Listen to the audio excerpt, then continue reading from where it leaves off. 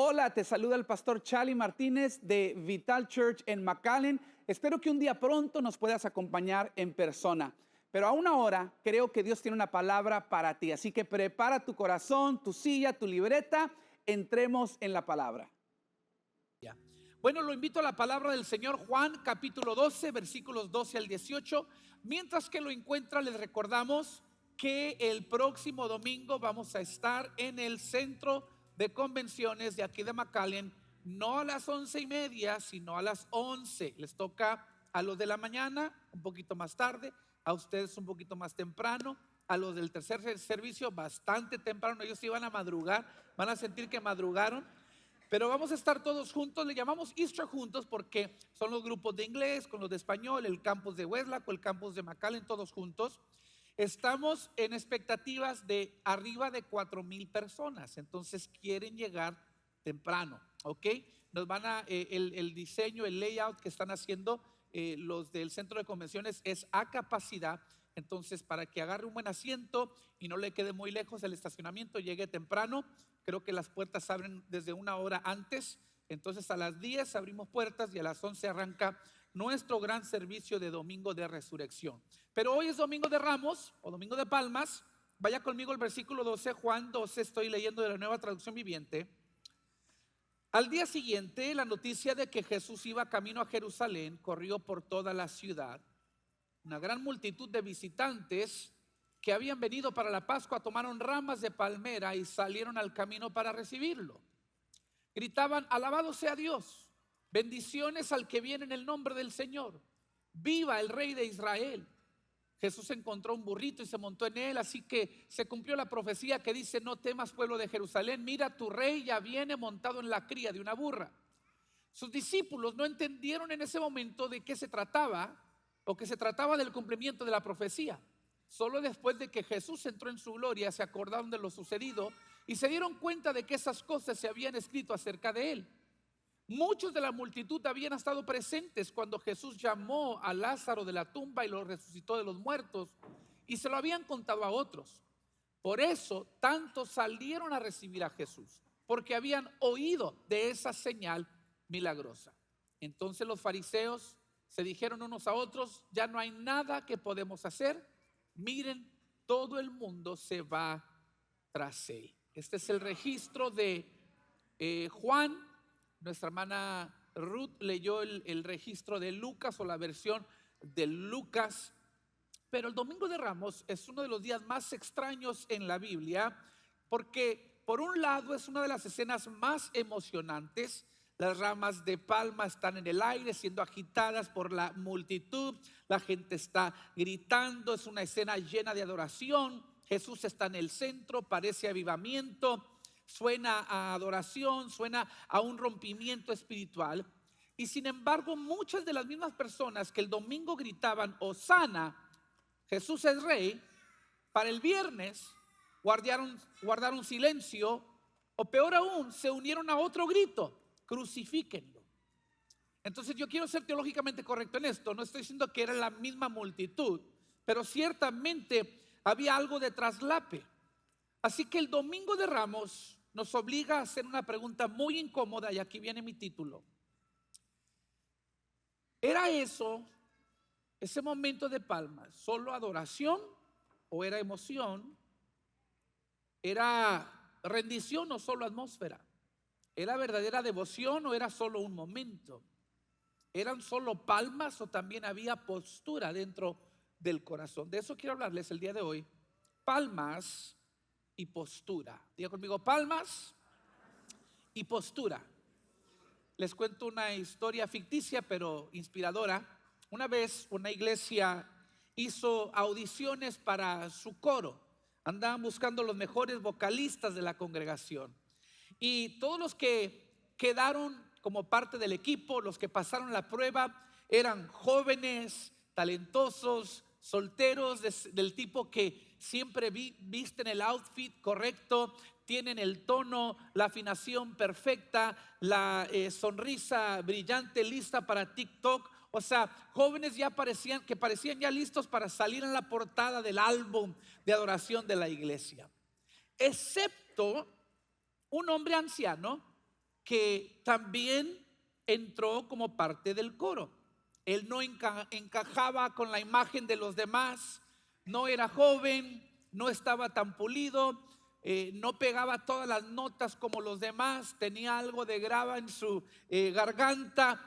Pero cuando ese anciano cantaba, cantaba con poder, cantaba con pasión, sin excepción. Cada vez que él cantaba, sus lágrimas caían sobre su mejilla.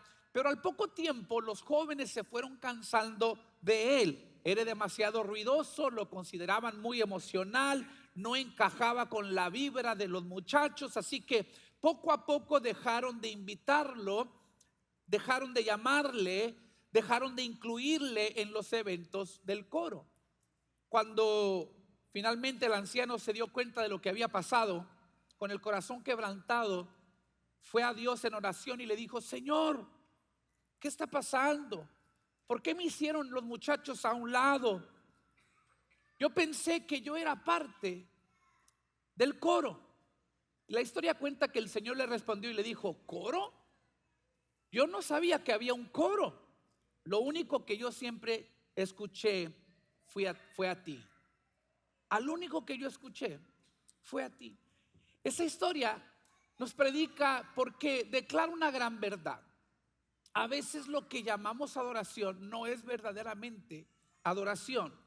A veces es emoción, a veces es tradición, a veces es espectáculo, a veces es preferencia, a veces es emoción religiosa, pero no una verdadera rendición. Por eso el Domingo de Ramos es un momento perfecto para examinar el corazón. Ahora déjame decirte que es tan importante entender bien la adoración.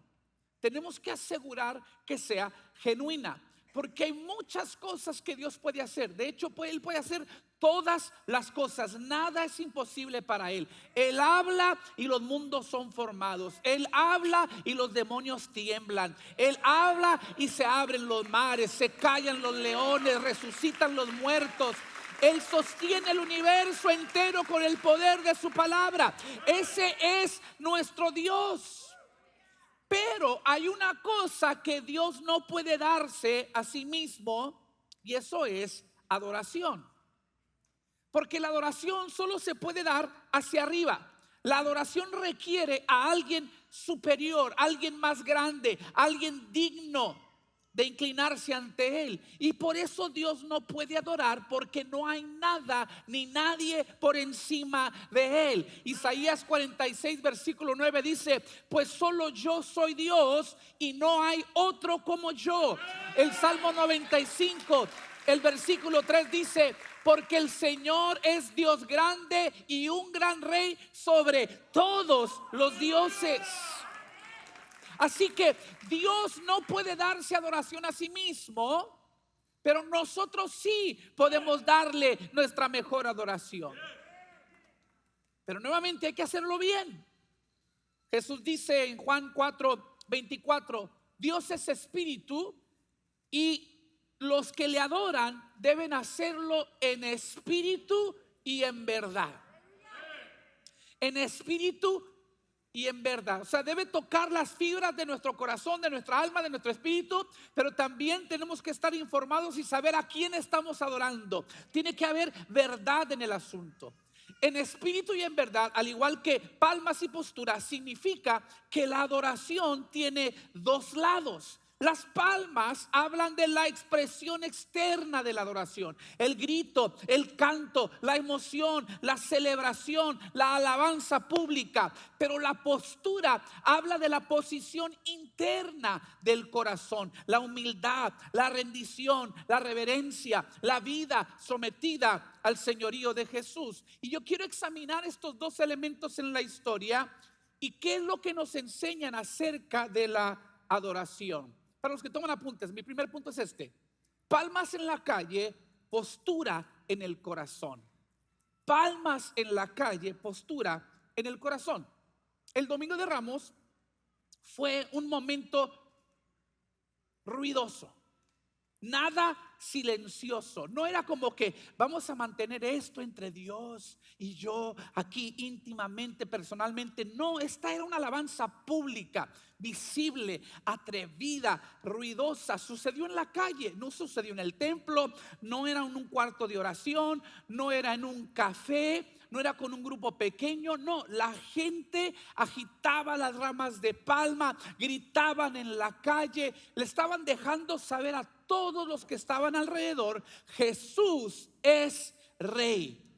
Y esto nos recuerda que Jesús merece ser reconocido abiertamente, audazmente, públicamente. No una alabanza escondida, no una admiración secreta, no un cristianismo de camuflaje, no, una adoración verdadera y pública. Porque es fácil alabar a Jesús en un momento como este, cuando el auditorio está lleno, cuando la música suena bonito, cuando todos son creyentes, cuando todos los que están alrededor de ti también están adorando. Pero la pregunta es esta: ¿puede tu fe también aparecer en tu casa, en tu trabajo? ¿Puede tu devoción también mostrarse en tu integridad, en tus decisiones? ¿Puede tu cristianismo mostrarse de lunes a sábado y no solo el domingo? Porque la alabanza pública no es solo cantar, es vivir para Él. Aquí cantamos, pero afuera testificamos. Ahora escucha, después del Domingo de Ramos vino el Viernes Santo. Y todos sabemos lo que pasó en Viernes Santo. De manera pública, Jesús sufrió una ejecución que debió haber sido humillante. Ese era el objetivo: humillarlo, usarlo de ejemplo. Y por eso fue pública la ejecución de Jesús. Y estoy aquí para decirte que Jesús no murió públicamente para que nosotros lo amemos en privado, para que nosotros lo escondamos socialmente, para que nosotros lo adoramos a nivel solamente personal. Si Él murió públicamente, nosotros vamos a vivir para Él públicamente también. ¿Cuántos dicen amén? Jesús dijo estas palabras en Mateo 10:32: todo aquel que me reconozca en público aquí en la tierra, también lo reconoceré delante de mi Padre en el cielo. Pero aquel que me niegue aquí en la tierra, también yo lo negaré delante de mi Padre en el cielo. No tienes que cambiar tu manera de hablar cuando sales de la iglesia y vuelves con los compañeros de trabajo. No tienes que bajarle a la alabanza cuando bajas la ventana para el autoservicio del McDonald's. Súbele hasta el 9, que el mundo sepa que tú eres hijo de Dios, que tú eres hijo de un rey, que no te avergüenzas del evangelio, porque es poder de Dios para salvación. Alguien dígame amén. Ahora, gran parte de la emoción el Domingo de Ramos giraba en torno a lo que Jesús había hecho por Lázaro. Lo leímos, lo vemos nuevamente, versículo 17, Juan 12. Muchos de la multitud habían estado presentes cuando Jesús llamó a Lázaro de la tumba y lo resucitó de los muertos. Se lo habían contado a otros, versículo 18. Por eso tantos salieron a recibir a Jesús, porque habían oído de esa señal milagrosa. Una vez, acerca de este pasaje de lo que Jesús hizo en la vida de Lázaro, yo escribí un sermón que se llamaba Jesús, profeta, sacerdote y rey, porque en la teología se establece que Jesús ocupaba estos tres oficios: profeta, sacerdote y rey. Y interesantemente vemos los tres oficios de Jesús en lo que Él hizo por Lázaro.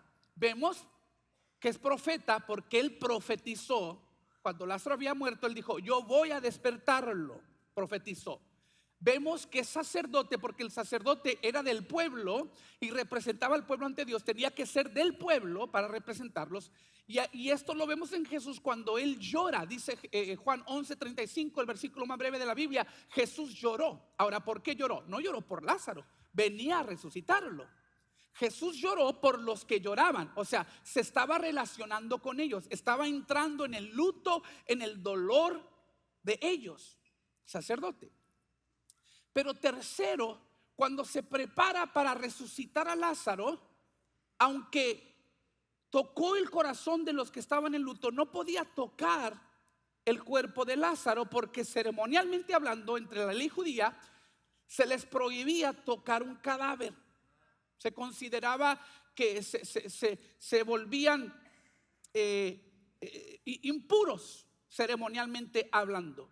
Así que en este momento Jesús se puso el tercer oficio, cuando se paró ante la tumba de Lázaro y exclamó con autoridad: Lázaro, ven fuera. Y tú sabes que un líder tiene autoridad cuando las simples palabras que salen de su boca ponen el poder en movimiento. Tú nunca vas a ver a un jefe de estado o a un rey piloteando un avión en medio de la guerra. Nunca lo vas a ver en las trincheras del desierto con una arma en la mano. ¿Sabes por qué? Porque un verdadero líder no tiene que ensuciarse las manos, solo tiene que dar la orden, y su palabra, y a su palabra bombarderos, buques de guerra, artillería y ejércitos enteros se movilizan para cumplir la misión. Ahora, ese es un jefe de estado. Ahora imagínate el rey de todos los reyes y señor de todos los señores. Él no tuvo que entrar en la tumba, no tuvo que tocar a Lázaro, solo dio la palabra: Lázaro, ven fuera. Y algunos teólogos han dicho que tuvo que llamar a Lázaro por nombre, porque hay tanto poder en la palabra de Jesús que si solamente hubiese dicho: sal fuera, hubieran resucitado todos los muertos de ese cementerio. Pero él dijo: Lázaro, ven fuera. Y en el momento en que él habló, la descomposición tuvo que retroceder, la carne tuvo que volver al hueso, el corazón comenzó a latir de nuevo, el aliento llenó de nuevo los pulmones y Lázaro salió caminando de aquella tumba vivo por el poder de Jesucristo. Nada más pensarlo nos emociona a nosotros. Ahora imagínense la multitud del Domingo de Palmas. Ellos lo habían visto. Ellos habían estado, muchos de ellos, presentes. Entonces, la gente que lo había visto estaba emocionada. Jesús había hecho demasiado como para que ellos se quedaran callados. Y yo quiero preguntar si hay alguien en la sala el día de hoy: Dios ha hecho demasiado como para que te quedes callado. ¿Acaso Dios ha sido bueno contigo? ¿Acaso Dios te ha sacado de la enfermedad, de la esclavitud? ¿Acaso Dios alguna vez te ha dejado? ¿Acaso Dios alguna vez te ha defraudado? Cuando Dios ha hecho demasiado, no tenemos el lujo de quedarnos callados. Cuando Él perdona tu pecado, cuando Él resucita a los muertos, restaura tu mente, sana tu corazón, salva tu matrimonio, rompe tus cadenas, cuando te da la paz que el mundo no te puede dar, ya no estás calificado para actuar como que nada sucede. La alabanza pública es la respuesta natural a un salvador público. Así que lleva tus ramas a las calles y dale la adoración que Él se merece a todo pulmón, para que todo el mundo sepa: Jesús es Rey. Pero el Domingo de Ramos también nos obliga a hacer una pregunta. Sabemos lo que salía de sus labios, sabíamos que tenían palmeras en sus manos, pero ¿qué había dentro del corazón? Porque la misma ciudad que gritaba Hosana en domingo, el viernes estaba gritando: crucifíquenlo. Y te das cuenta que es posible tener palmas en las manos y aún así tener la postura equivocada en el corazón. Es posible alabar a Jesús públicamente y aún así no entenderlo personalmente. Y yo te voy a decir lo que pasó. Lo que pasa es que el pueblo quería un libertador político. Ellos querían un héroe nacional, querían un guerrero poderoso que aplastara a Roma, que exaltara a Israel y les hiciera la vida más fácil. Y los milagros que habían visto de Jesús, culminando con lo de Lázaro, ese poder de Jesús encajaba con las expectativas mesiánicas que los judíos tenían. Vieron a Lázaro resucitado y dijo: oh sí, dijeron: Jesús es nuestro rey, el que hemos venido esperando, seguramente Él es. Ahora, no estaban mal en llamarle rey, pero estaban equivocados acerca del tipo de rey que Él vino a ser. Porque escúchame, Jesús no había venido a cambiar su condición política.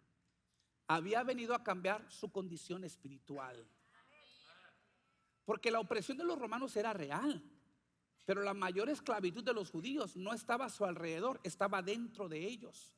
Su pecado era el tirano mayor. Su pecado era la esclavitud más profunda. Su pecado era la cadena más pesada.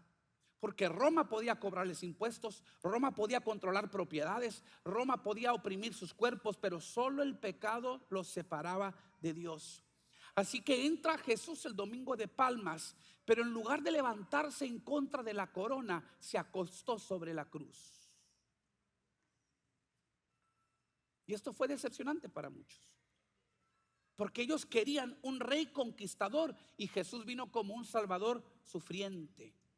Ellos querían un león con una espada en la boca y él llegó como cordero enmudecido rumbo al matadero. Querían libertad de sus opresores, pero Jesús vino a darle libertad de su propio pecado. Y quizás por eso la ciudad se volvió en contra de él. Y lo lamentable es que todavía muchos creyentes hacemos lo mismo el día de hoy. Adoramos a Dios cuando Él contesta mi petición, cuando Él hace mi voluntad. Es fácil alabarle cuando Él abre la puerta, lo adoramos cuando cae el depósito, lo adoramos cuando el banco no regresa el cheque, hasta respira uno profundo. Ay, gracias a Dios, ya pasaron el cheque. Adoramos cuando el doctor trae buenas noticias.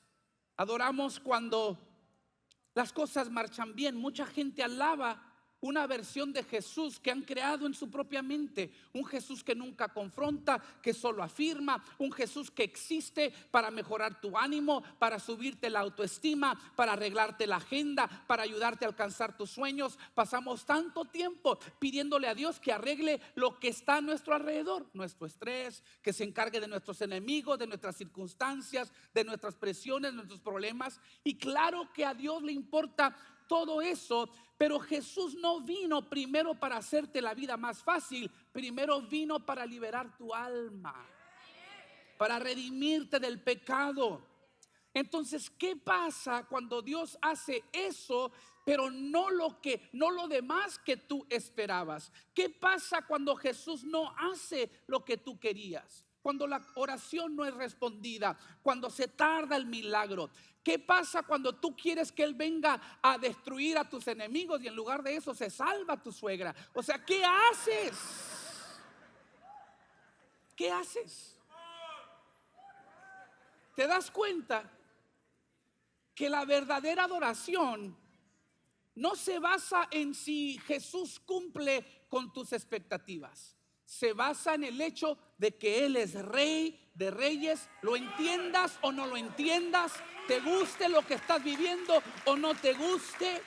Él vino a salvar tu alma. Y si nunca más hiciera otra cosa por ti, si no te da un mejor trabajo, si no te da una casa más grande, si no te da la sanidad o el milagro, ya hizo lo suficiente en el Calvario como para merecer tu adoración por el resto de tu vida. Él es digno no solo por lo que Él hace, sino por quien es. Y le adoramos no por lo que está en su mano, sino por su identidad como Hijo de Dios y Salvador de nuestras almas. Él merece tanto nuestra alabanza pública como nuestra devoción en privado. Palmas en la calle, pero también la postura correcta en el corazón. Número 2. Las palmas son para el momento, la postura es para toda la vida. Sí, la adoración debe ser audaz a veces. Sobre todo cuando estamos respondiendo a algo grande que Dios hizo. La alabanza debe ser visible. A veces tu gratitud hacia Jesús debe salir de tu corazón, debe salir de tu boca, debe sacarte de tu asiento, debe llegar hasta la calle. Pero esas son las palmas. Y las palmas son para un momento santo, un momento emocional, visible y poderoso, pero un momento al fin. ¿Por qué digo un momento? Porque el asunto con las palmas es esta: que una vez que se cortan del árbol ya no siguen viviendo. Y eso nos predica, porque muchos practicamos la alabanza como alabanza de rama de palma. Sabemos tener momentos en la presencia del Señor. Yo crecí escuchando un refrán en la iglesia: estamos esperando que el Señor nos visite. Visítanos, Espíritu Santo. Y yo decía, ¿y por qué no lo invitamos a que se quede? No es suficiente con que nos visite. Debemos anhelar que Él permanezca entre nosotros y nosotros en Él. ¿Cuántos dicen amén?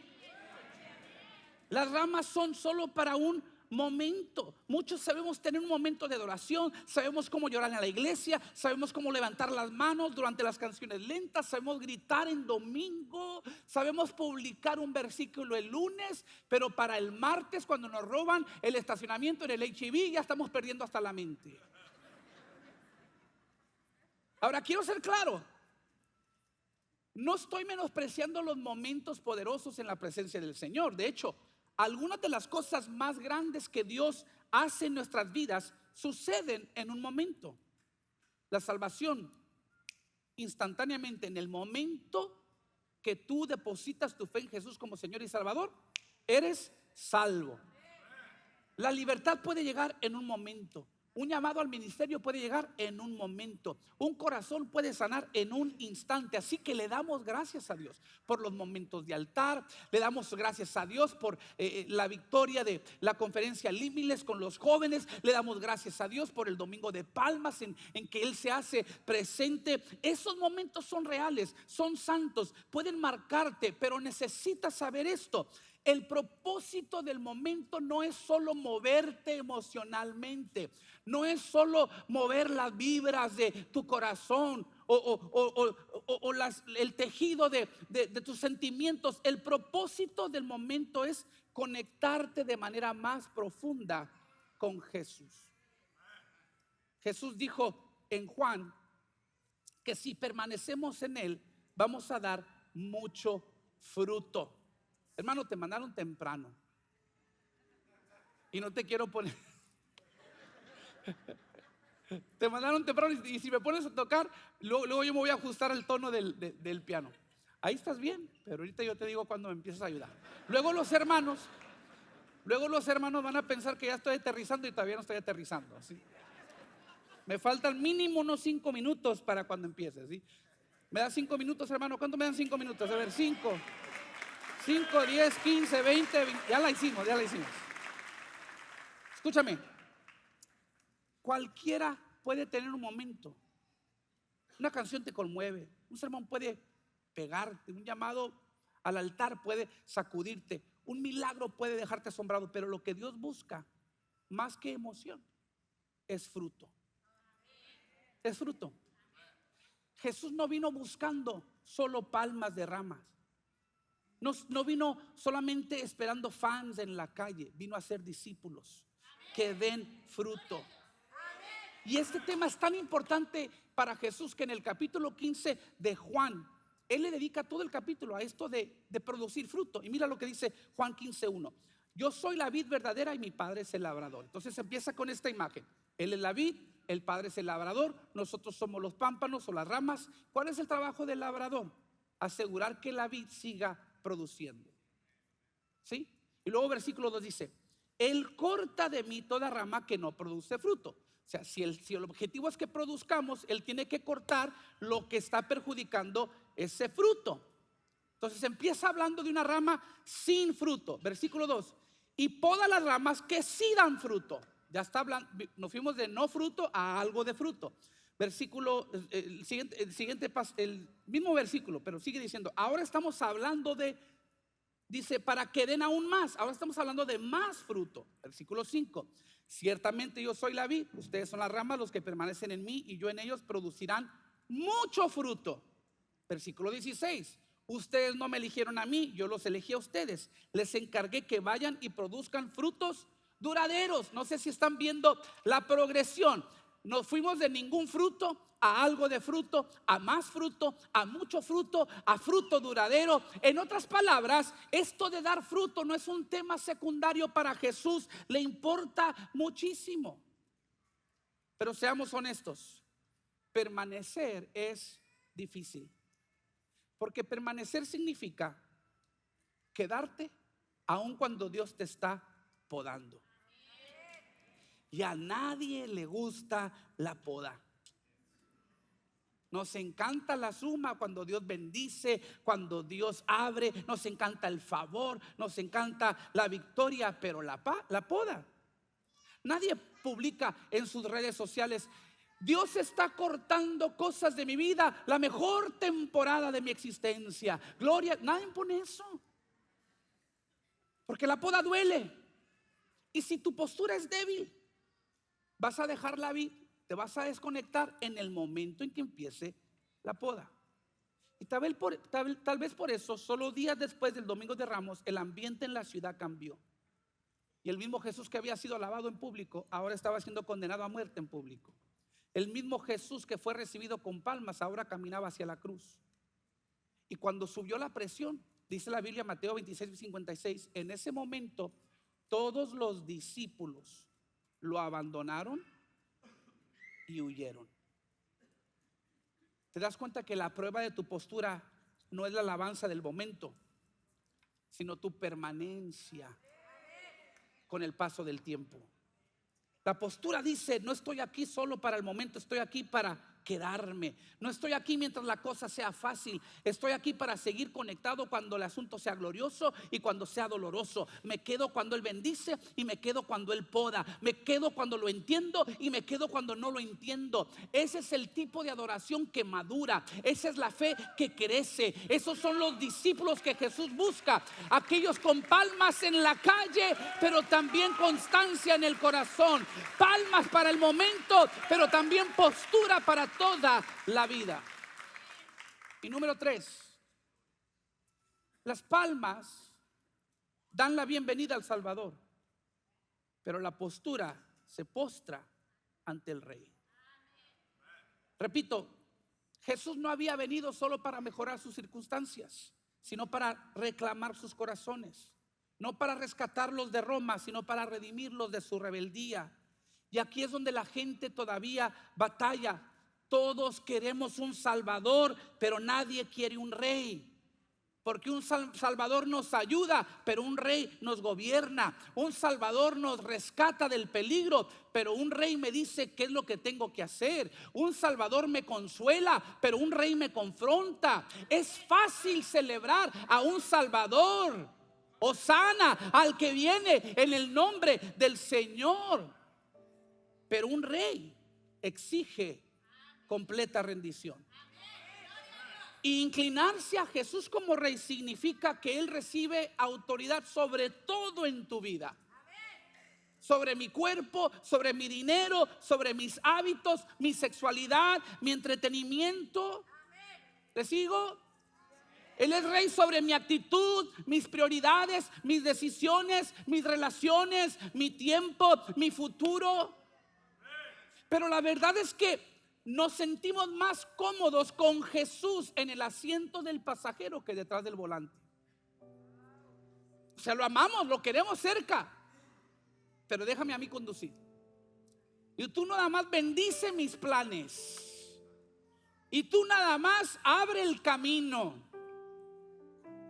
Pero Jesús vino el Domingo de Ramos a entrar a Jerusalén como rey, no como consejero, no como pasajero, no como consultor, no como compañero, no como contacto de emergencia. Él vino a ocupar la silla de tu corazón como rey. Escúchame. Uno de los versículos más sobrios de la Biblia para mí es este, Mateo 15:8. Ahora sí ya voy a aterrizar. Este pueblo me honra con sus labios, pero su corazón está lejos de mí. Puedes estar en la iglesia y no estar con Cristo. Puedes cantar de Jesús en tus canciones, pero no incluirlo en tus decisiones. Y por eso necesitamos esta prueba del corazón, este examen del corazón. Déjame decirte lo que se me carga como pastor.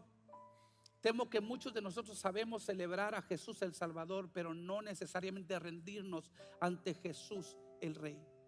Como la multitud aquel día, queremos un Mesías a nuestro antojo, bajo nuestros propios términos.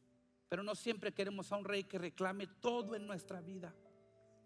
Te das cuenta que son más fáciles las palmas, son necesarias y son bonitas, y Dios se agrada, pero la postura cuesta.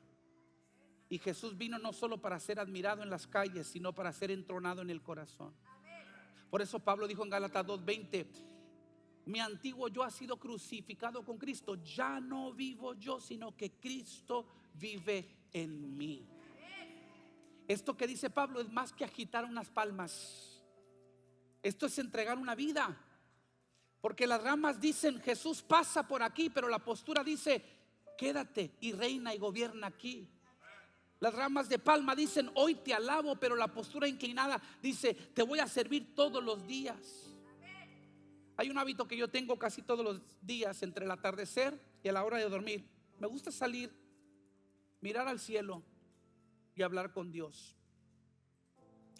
porque me asombra la obra del Creador.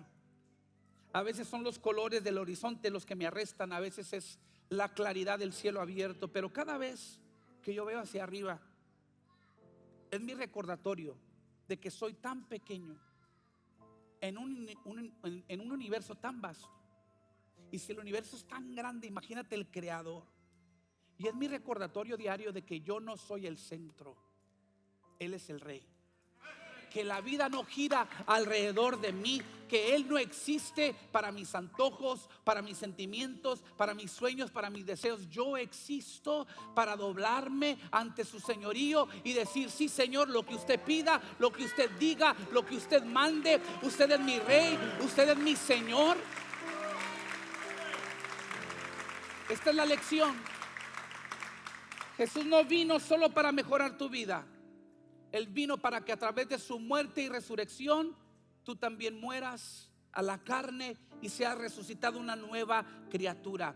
Para que no lo alabes solamente de labios, sino que te inclines ante Él con toda tu vida, con tu diario vivir. Él no es solo un ayudador, Él es Señor. Las palmas le pueden dar la bienvenida al Salvador, pero la postura se inclina y se postra y se rinde ante el Rey Todopoderoso.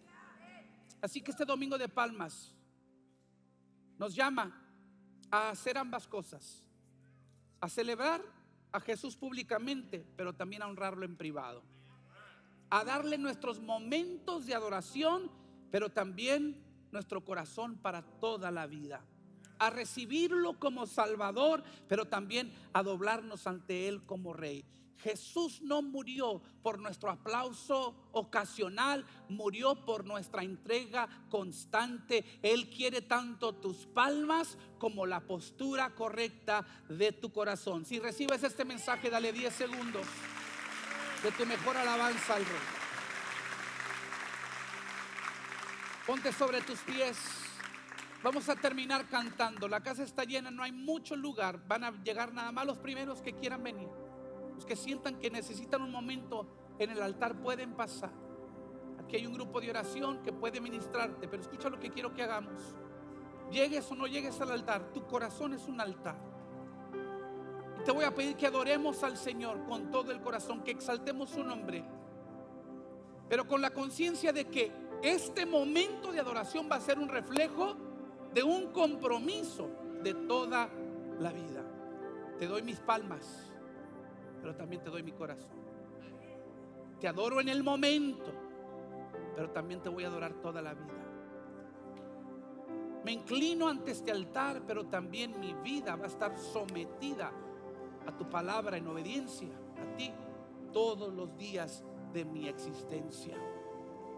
Temo que muchos que sabemos de Dios y nos encanta el ambiente y la adoración y llegar a la casa de Dios el domingo, pero nos falta compromiso, y este es el momento para decir: Señor, te doy mis palmas, te doy mi adoración, pero también te entrego todo mi ser. Vamos a adorar al Rey de la Gloria, vamos a cantar a su nombre, vamos a dejar que su presencia llene este lugar.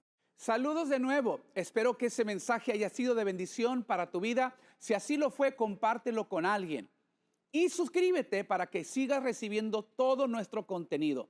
Pero si en este momento estás listo para rendirle tu vida a Jesús, te quiero dirigir en esa oración. Dilo conmigo. Señor Jesús, te entrego mi vida y mi corazón, me arrepiento de mis pecados, te pido perdón, te confieso mi Señor y mi Salvador. Me dedico a servirte. Te pido, Espíritu Santo, que vengas a ser mi guía y que me equipes para vivir a la altura de mi nueva identidad como hijo de Dios, lavado por la sangre de Jesús, en cuyo nombre oramos. Amén y amén. Si hiciste esa oración, felicidades, has hecho la mejor decisión de tu vida y bienvenido a la familia. Bendiciones.